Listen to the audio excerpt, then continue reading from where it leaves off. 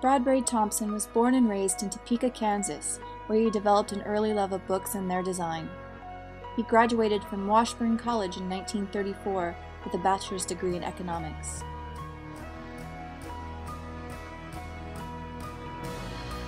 After graduation, he began working at a local printing company where he learned all aspects of the printing process.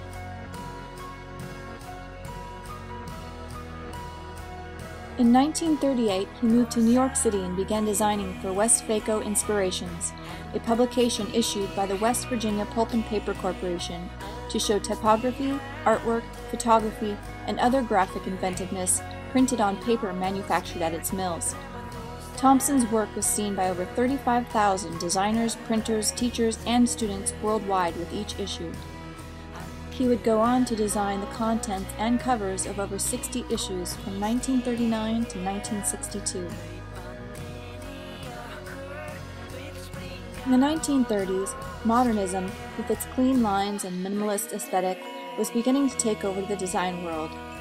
Thompson was considered a modernist. However, instead of shunning the past like many of his contemporaries, he often included historical imagery in his designs.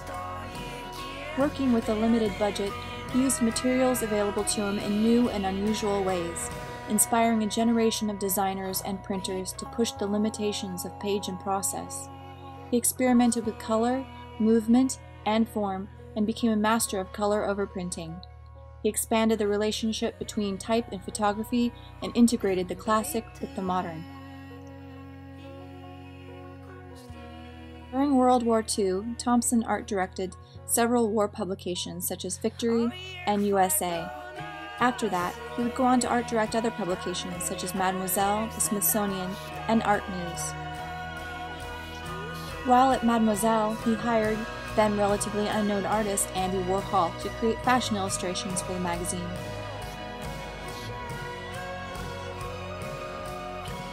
Throughout his career, Thompson emphasized human value, human scale, and functionalism.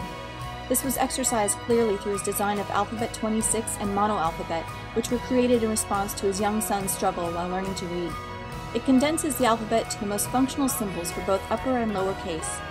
He recognized the need for a more logical and intuitive system. Though this was never adopted by the mainstream, it became a precursor to many biform letter applications.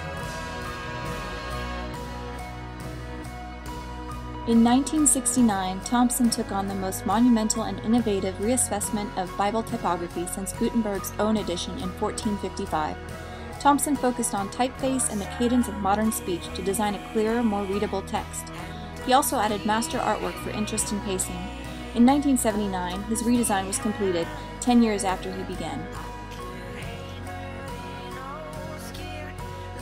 Since 1956, Thompson had been teaching graphic design at Yale, which was really a continuation of the teaching he was already doing through example in his work for Westvaco. For many years, Thompson was a member of the Citizens Stamp Advisory Committee. He is credited for designing over 90 stamps and has guided the design of many more.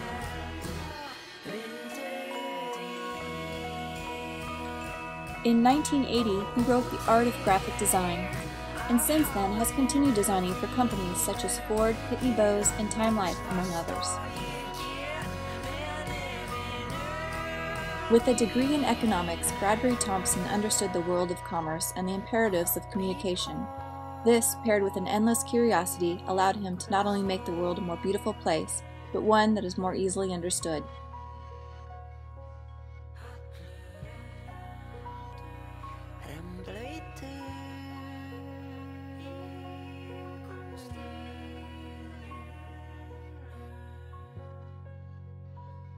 Our year fight blood.